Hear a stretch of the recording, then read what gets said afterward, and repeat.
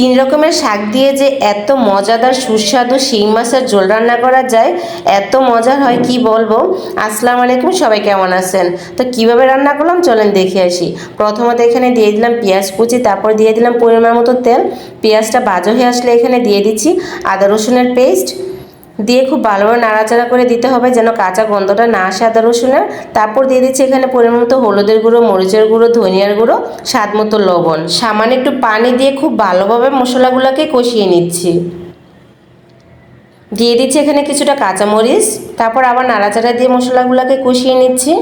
কষানো হয়ে আসলে এখানে আগেই কেটে রাখা শিং মাছগুলোকে আমি দিয়ে দিচ্ছি এক এক করে। এগুলো হচ্ছে দেশি ছোট শিং মাছ, খেতে ভীষণ মজার, অনেকটাই সুস্বাদু। দিয়ে খুব ভালোভাবে নাড়াচাড়া দিয়ে দিচ্ছি মশলাগুলোর সাথে। তো যেখানে আছেন সবাই এই অবস্থা বলে নিচ্ছি, যেখান থেকে ভিডিওটা দেখছেন অবশ্যই কমেন্ট করে জানাবেন কে কোথা থেকে দেখছেন, কমেন্ট করে আমাকে অবশ্যই জানাবেন।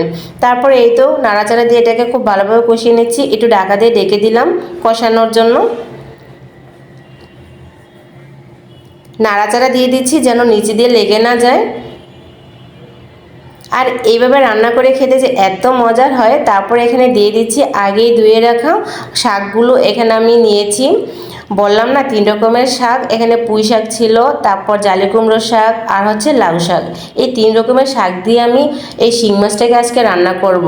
অলরেডি দেখতেই পাচ্ছেন কত সুন্দর কালার চলে আসছে। আর এইভাবে রান্না করলে কিন্তু অনেকটাই মজার হয়। যারা এভাবে রান্না করে খেয়েছেন তারা তো অবশ্যই জানেন এটা টেস্টটা।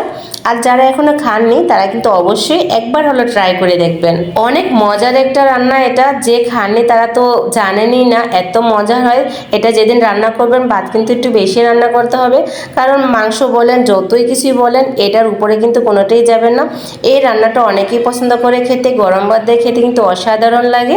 অনেকটাই পুষ্টিকর একটা খাবার। দেখতেই পাচ্ছেন কত সুন্দর হয়েছে রান্নাটা।